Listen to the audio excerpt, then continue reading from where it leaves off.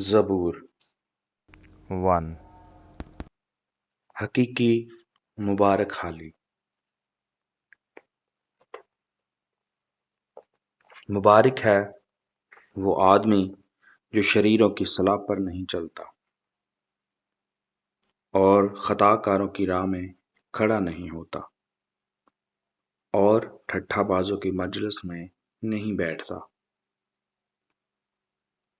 بلکہ خداوند کی شریعت میں اس کی خوشنودی ہے اور اس کی شریعت پر دن رات اس کا دھیان رہتا ہے۔